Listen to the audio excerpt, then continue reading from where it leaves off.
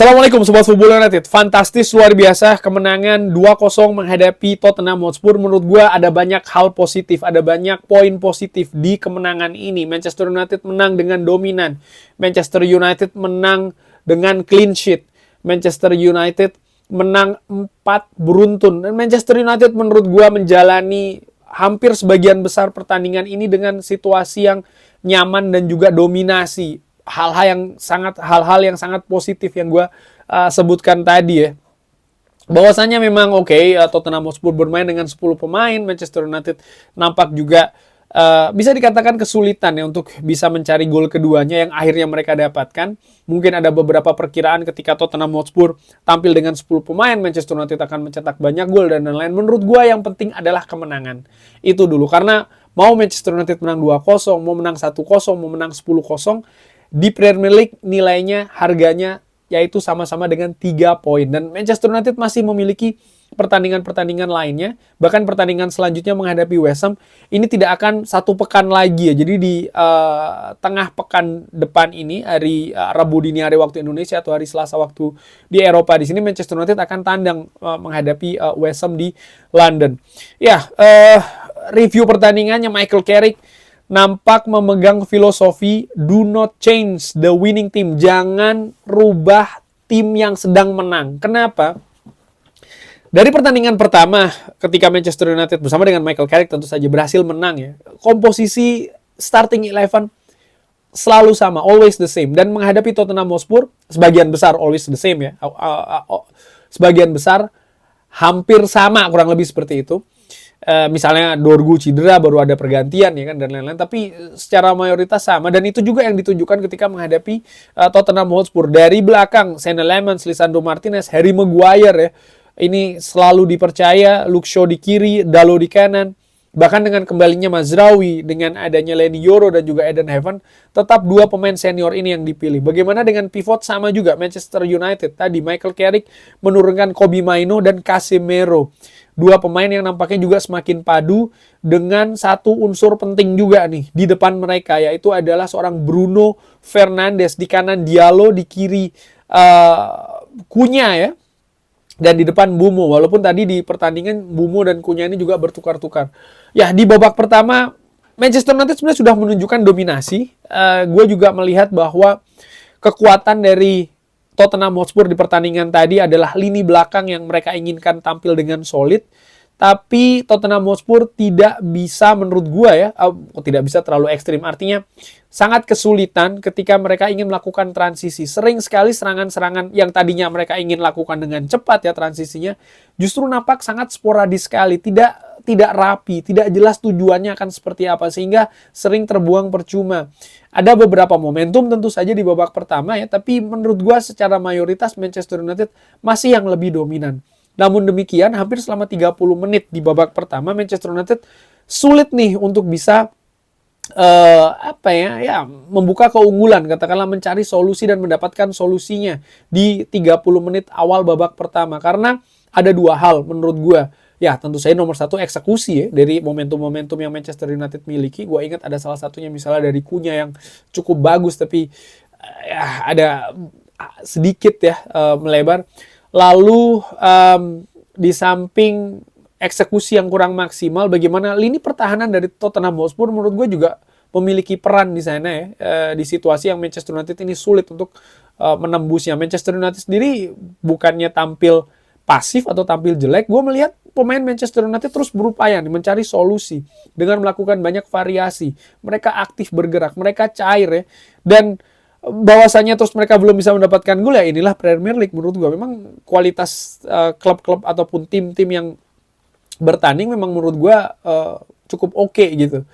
Dan situasi berubah setelah 30 menit adanya kartu merah ya. Tadi Christian Romero melakukan tackling yang sangat berbahaya menurut gue kepada Casemiro. Dan momentum itu memang merubah situasinya. Kenapa? Tottenham Hotspur memiliki, dengan tampil 10 pemain misalnya ya, mereka memiliki daya yang berkurang nih, terutama ketika melakukan transisi. Thomas Frank memutuskan di babak pertama dengan tampil dengan 10 pemain untuk memasukkan Radu Dragusin.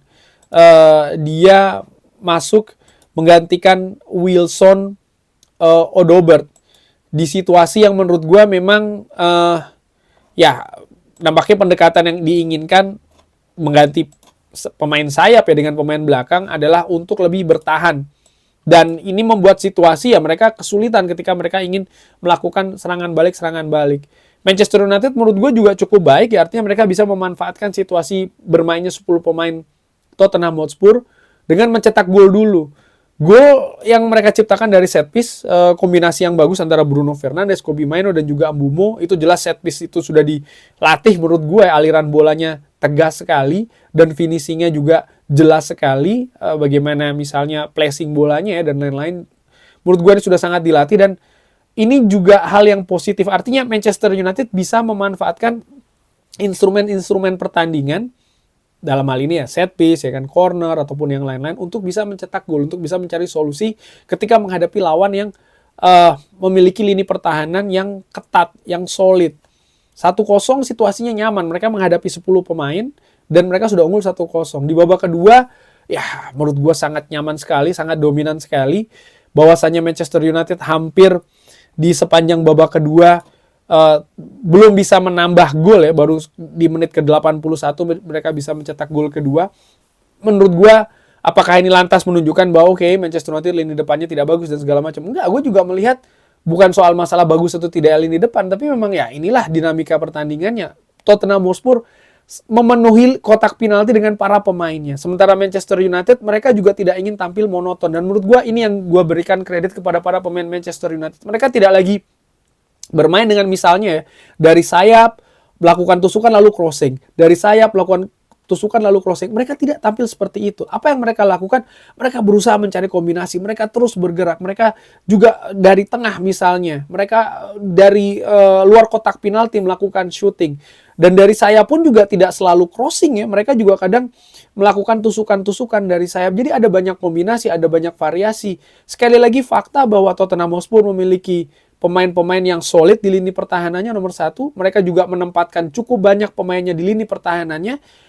Tottenham Hotspur hampir tidak pernah keluar menyerang menurut gue. Oke, mereka punya beberapa situasi tapi tidak secara sering ya. Jadi Manchester United memang terlihat sangat dominan sekali. Tapi di sisi lain ya faktanya adalah banyak pemain Tottenham Hotspur memenuhi daerah pertahanannya sendiri dan ini kan memberikan kesulitan. Namun demikian, akhirnya Manchester United bisa menemukan apa yang mereka cari-cari berupa gol kedua ya, dengan skema juga menurut gue cukup bagus, finishingnya pun juga demikian.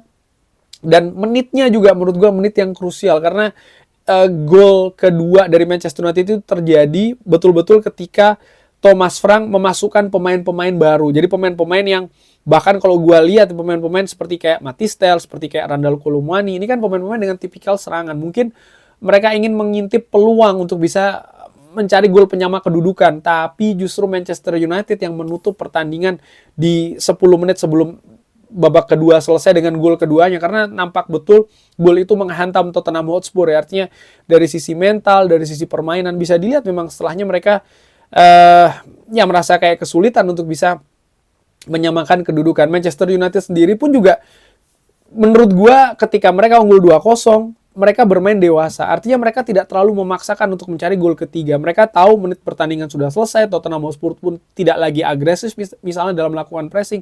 Mereka tidak terburu-buru. Mereka bermain possession di daerah mereka sendiri di lapangan tengah. Perlahan mereka masuk ke daerah Tottenham Hotspur.